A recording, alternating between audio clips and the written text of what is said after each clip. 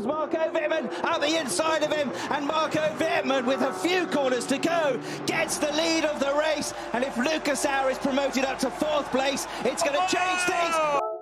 Okay, how the f did we get here? A last lap dive to decide an entire championship, a crowd roaring in excitement?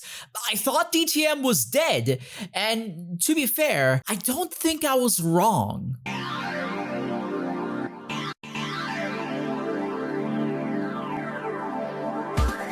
It's been 4 years since Germany's premier tin top championship ditched the concept of silhouette machines for a class of GT3 cars. A move that made sense considering Audi pulled the plug on their factory program in early 2020. Thus, Class 1 was left with BMW as the sole supplier of top-tier touring cars. So, to turn DTM into a sports car championship was, if nothing else, the only way to save the series and, in turn, provide pure cinema.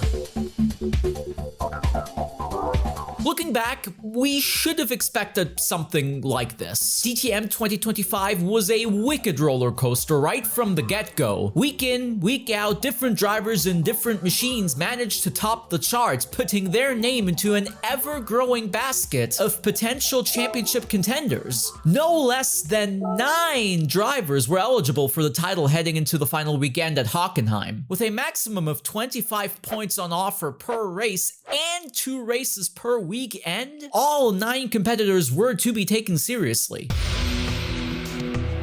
Jules Gunan is a GT veteran racing his beautiful Mercedes AMG reminiscent of Jordan's 1997 Snake design. Don't let the lack of victories fool you. He's got more than enough experience to pounce when it counts. Thomas Preining's one of 2 Manthey Porsches present in the fight, though his mistakes put him in a position that is less than ideal. Ach komm, nein, nicht wieder! Es geht den Sieg, das gibt es doch gar nicht! Thomas Preining kann man nicht erlauben, fährt dem Ferrari hinten ins Heck! He managed to clinch the title in 2023. Marco Wittmann's one of Schubert's BMW racers, somewhat annoyed about the fact that despite being a part of this battle royale and being a 2-time DTM champion, he's seemingly only seen as a number 2 compared to his teammate. Ja gut, wir müssen natürlich hier jeden Punkt mitnehmen und da ist es so, dass René ein bisschen vorne war in der Meisterschaft und die sollten nicht miteinander kämpfen, das war eine klare Ansage. His points tally equals that of Jack Aitken, racing for Emil Frey, formerly known for his association with Williams, or WTF1. 3, 2, 1, hands in the air.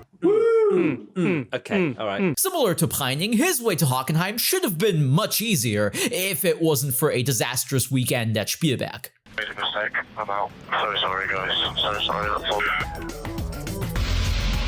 Was the pressure getting to the former Formula 2 protege? Contrary to such troubles, Ayhan Guven got himself into a comfortable 5th place ahead of the grand finale, having won 4 races this year. He's one of Porsche's golden boys, the 2019 Super Cup vice champion, alumni of the world-famous GT Academy, Turkey's greatest hope in car racing, a sim racer at heart. Maro Engel doesn't have to deal with the weight of a nation, though it might give him a great chance to attack right when it counts. However, as close as the fight still is, the top 3 are without a doubt to be considered as favorites.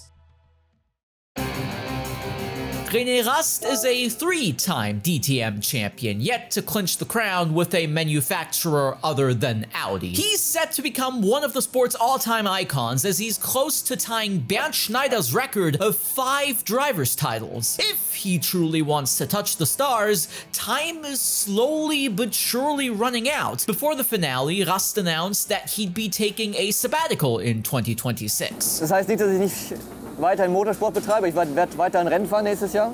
Also ich bleibe Rennfahrer, nur die DTM fällt nächstes Jahr weg. His future in DTM is a big question mark. Another championship for Schubert's undoubted ace would be immensely popular. And I'm not just talking about Dave Gaming. P2, Jordan Pepper, Rookie of the Year without a doubt. He managed to win at the prestigious Norrisring earlier in the year, cementing his status as a true star of the series. 2 retirements didn't help his cause for sure, but he's here. He's in the fight. He could lead Lamborghini to their 2nd consecutive DTM championship.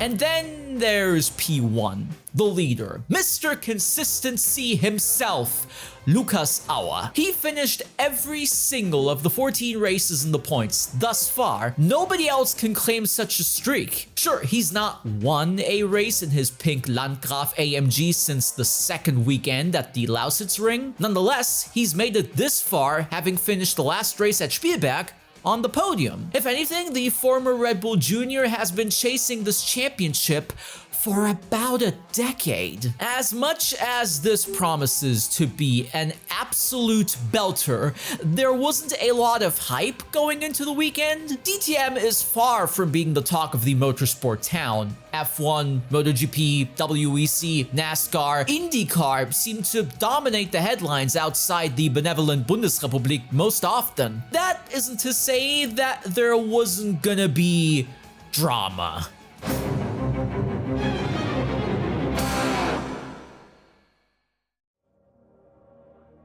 A wet race for the penultimate round of DTM at 2025, you know, just to make things a bit more interesting.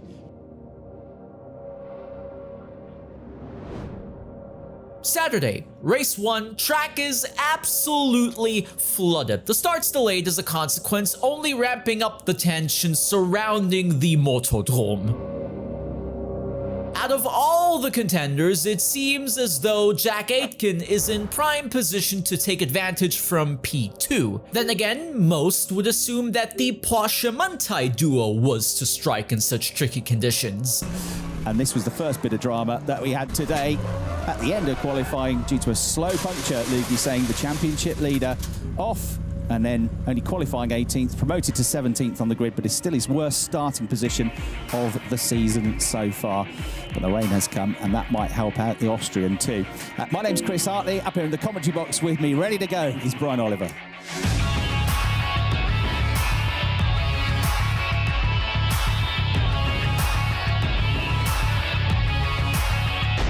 DTM-Saisonfinale, der vorletzte Renntag der Saison 2025.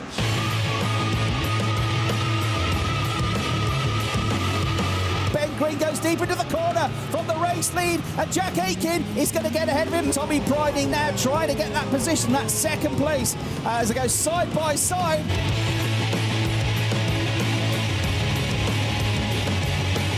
Jordan Pepper is the first contender to drop out of the fight thanks to a collision with Timo Glock.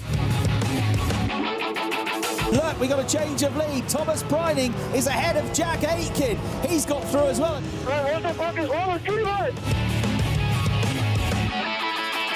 Jules Gounon's championship dreams were ended due to a horrible pit stop. Damage something, we have to stop. Anyway.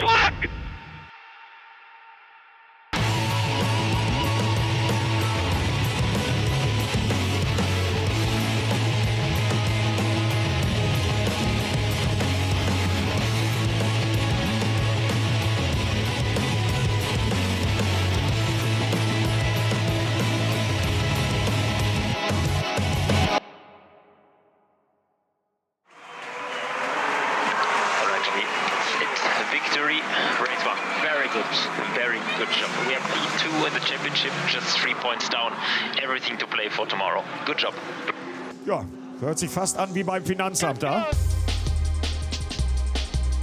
One race down, 1 to go, 1 contender eliminated. Guven, Pepper, Aitken, as well as Wittmann are still in with a shout mathematically, though Auer, Preining, Rast and Engel are quite a bit ahead. Couldn't have gone much better, but the job is obviously not done. Our goal is to win the championship, not one race. All in tomorrow. We need to maximize once again and hope it's enough.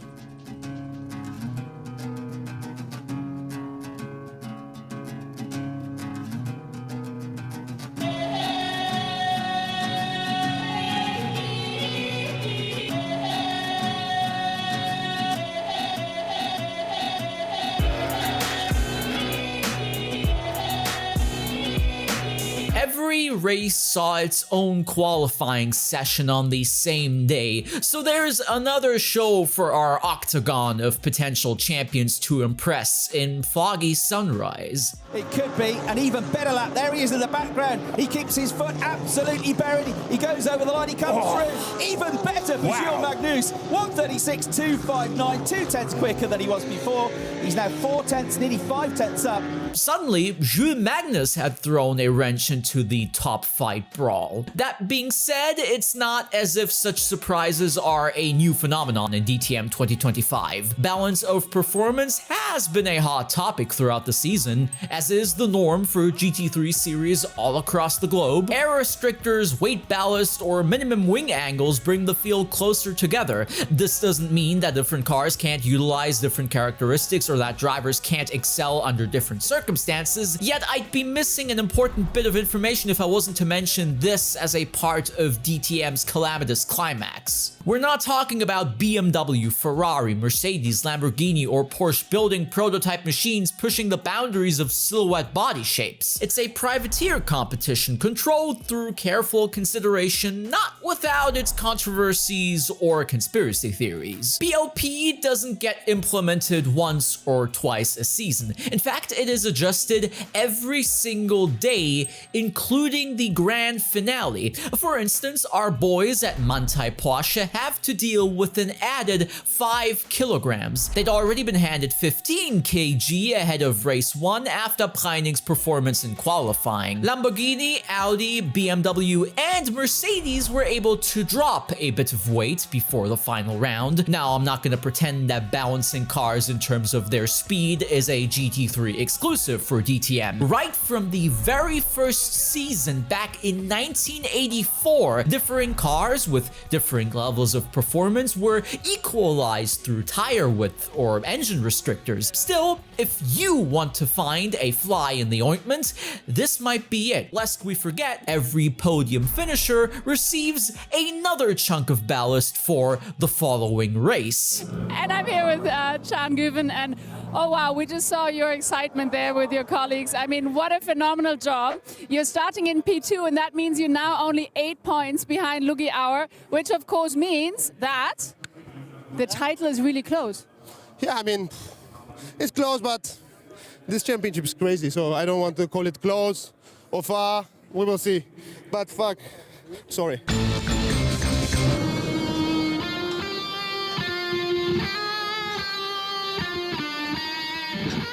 René Rast looks like the sentimental favorite on Sunday morning. He's arguably the face of German touring car racing, one of the sport's all-time greats, being the only driver in DTM history to win 6 races in a row. Wie nervös bist du? Du bist angespannter als sonst, das merkt man dir schon an. Ja, es geht natürlich um viel heute, gell? Es geht um die Meisterschaft, wir wollen die Meisterschaft gewinnen, das ist gar keine Frage. Von dem her, ich glaube, alle sind angespannt. Ich habe vielleicht ein bisschen mehr Erfahrung, weil ich schon der Älteste fast im ganzen Feld bin.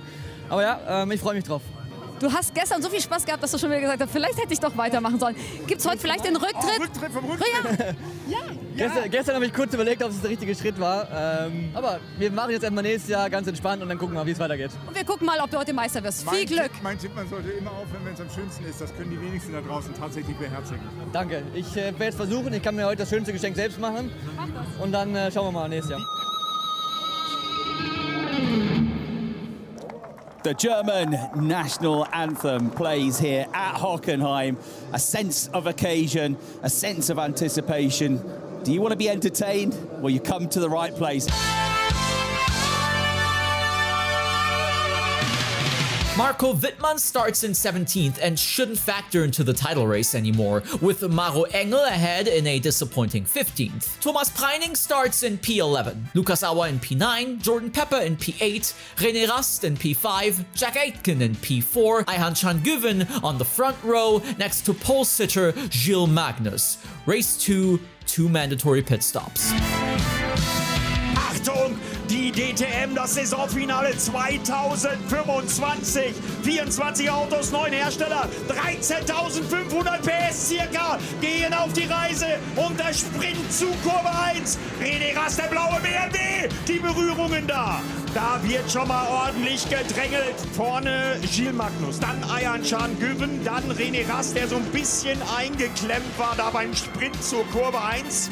Jordan Pepper, der goldschwarze Lamborghini, Ben Green, der rote Ferrari, Jack Aitken, der dunkelblaue Ferrari und Rast macht kurzen Prozess. Achtung, der Konter von Güven, Spitzkehre und innen, da schlüpfen sie alle durch. Dreher René Rast von Ben Green. Oh, der hat umgedreht. da ist alles kaputt. Oh nein, der arme Kerl. Aus für René Rast. Ben Green, die Berührung hier, Feierabend, das ist kein Auto mehr, das ist ein Schrotthaufen. Vorne und hinten Radaufhängung gebrochen, das war... And there goes the 2025 championship for René Rast. According to him and his team, there's only one driver to blame.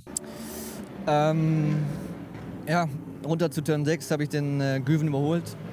Und eigentlich war ich schon vorbei und er hat da, glaube ich, was versucht, was ja, aussichtslos war. Er hat versucht, mich wieder zu überholen. Hat sich rechts neben mich gesetzt, hat die Kurve komplett überschossen, ist geradeaus gefahren und hat mich mitgenommen. Und dann natürlich musste ich irgendwann zurück in den Turn 6 reinfahren und habe einen Schlag von hinten gekriegt. Von Ben Green, glaube ich. Und genau war auch verwickelt, aber der Auslöser war natürlich der Güven. Komplett over the limit und komplett unnötig, so früh im Rennen sowas zu machen. Es war ein langes Rennen und wir hätten das schön auf der Strecke ausfighten können. Aber so natürlich aus dem letzten Rennen genommen zu werden, ist wie ein Albtraum und frustrierend. Schaffst du es, deine Gefühle in ein paar Worte zu schaffen? So wolltest du dich definitiv nicht von der DTM verabschieden. Nee, kann ich dir nicht sagen. Es ist... ja, tut weh. Safety car is deployed, 3 laps were to be added to the race distance as has been the norm in DTM this year. Race directors can add up to 3 joker laps in case of a safety car to guarantee the maximum amount of racing possible. If the championship were to finish this way, Ayhan Can-Güven would be crowned the 2025 DTM champion. Safety car in this lap. First pit window postponed, as they can do if a safety car comes out. Restart. Preining jumps to 6th, right ahead of Lukas Auer, while Wittmann already finds himself in the top 10. Early pit stops for many midfield racers as Preining fights with joint superstar Riccardo Feller in what could be Audi's final DTM privateer outing. He's looking for his third podium on the trot, coming from a lower grip position this time though, Riccardo Feller, and not yet able to squeeze past Thomas Preining, who remember has got all this weight on the car from winning yesterday, as Brian said, 20 kilograms of success ballast, plus the Porsche's got another 5 kilograms on top of that of BOP ballast, and he can't prevent the Audi from coming through. Speaking of coming through, Marco Wittmann continues his charge through the pack, turning in fastest lap after fastest lap after fastest lap.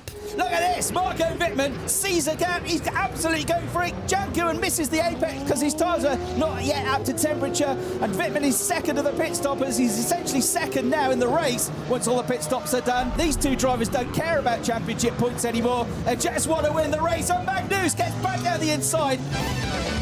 Güven P1, Wittmann P3, Aitken P4, Engel P5, Pepper P6, Auer P7, Preining P10. If Auer doesn't finish in P2 with Güven winning the race, he's lost the DTM championship. Wittmann's occupied that spot thanks to Gilles Magnus' front right tire deciding that enough was enough for one afternoon. And Lukas Auer's got in front of Jordan Pepper in the pit stops. He got out of the box just in front of him, but Pepper is trying to come back. This is critical for the championship.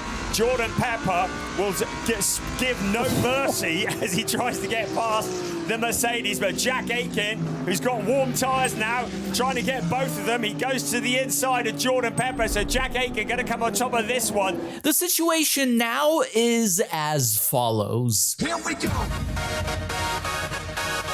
DTM will wait for everybody to do their final pit stop and then throw a safety car. Both Jack Aitken and Jordan Pepper were handed 3 penalty laps each for this questionable maneuver under yellow flags. This means that they'd have to go slow down and go through this little box after the hairpin 3 times in a row. Free positions for Lucas Aua, basically.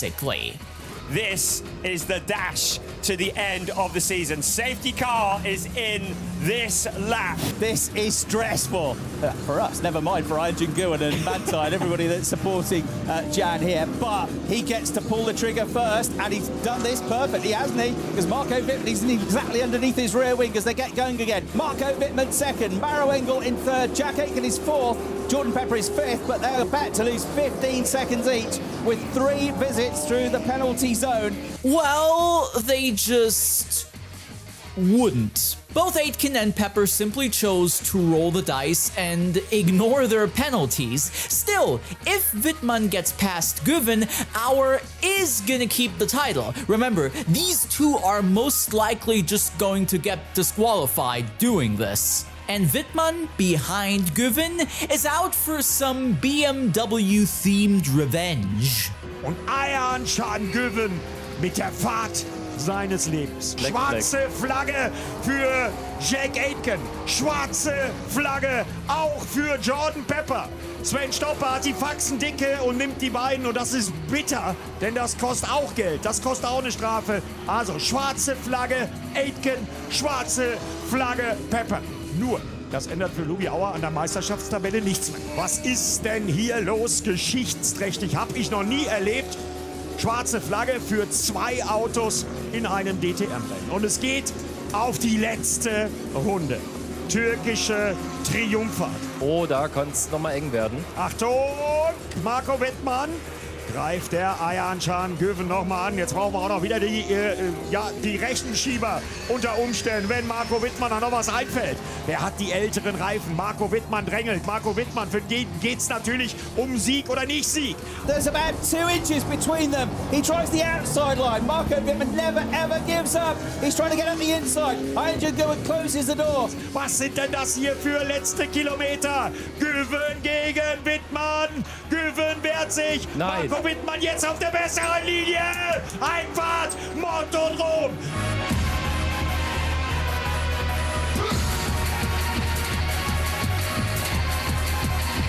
Was ist da los? Nguyen hinten rein. Sachsturme. Zurückhaltung gibt es hier nicht mehr. In der letzten Runde ging es nochmal hin und her. Und jetzt ist Ian Nguyen durch.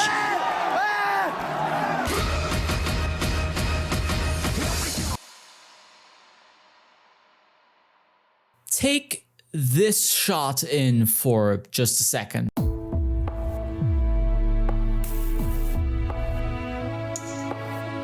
Not the thousands of spectators, not the crew members, just this kid from Istanbul fulfilling his dream 2 decades after he himself had sat in the grandstands watching DTM's debut at Turkey's premier racing venue. From Hakkinen, Schneider, Green, Ekström, Tomczyk, Paffett, to now. For a moment in time, DTM was important. It meant something to him, his family, his fans, his team. This is what has been missing from the sport for years.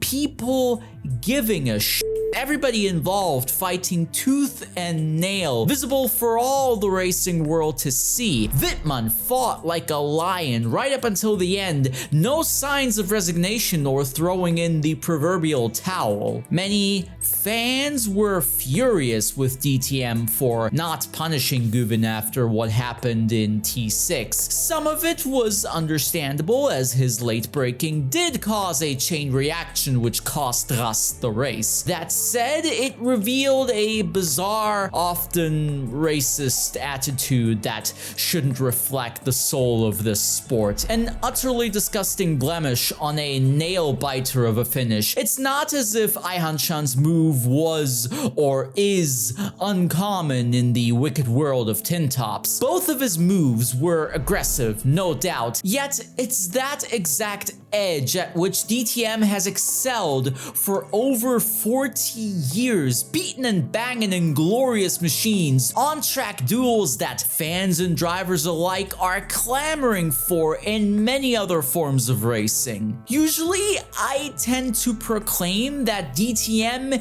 is often known for its bullshit. This wasn't bullshit. This was fantastic entertainment. Was it controversial? Absolutely, but it was right on the line of what is acceptable. Bare knuckle fighting in rousing race cars. Just what DTM is arguably meant to be. If anything, Jack Aitken and Jordan Pepper ignoring their black flags puts a sour taste in my mouth. If they had moved out of the way, maybe Lucas Auer would have been able to fight Maro Engel for P3 and beyond. So where do we go from here? Disappointingly, Guven is not gonna defend his title in 2026. Rumors imply his way might lead to IMSA or Formula E, rather than sticking around as DTM's new poster boy. Jack Aitken might make his way over to the World Endurance Championship, racing for Cadillac next year. To lose 2 more stars added to Rust would be an immense shame for the series, especially in the case of its reigning champion. As much as this championship means to Chan, not seeing him defend the title in 2026 does leave me feeling disappointed, underwhelmed. Furthermore, viral moments like this don't guarantee any amount of hype for future championships. If you didn't like GT3 racing before, even such thrilling finishes are not going to convince you otherwise. And the Masters are still locked behind a paywall in the oh so precious American market. Funny considering it's this market where stock car racing should reign supreme, but instead its very own viral sensation proves my point. It was a flash in the pan, a whisper in the whirlwind of a sport on the brink of destruction. Let's hope DTM doesn't encounter such a terrible fate. For now, the cinema, this moment in time, remains intact.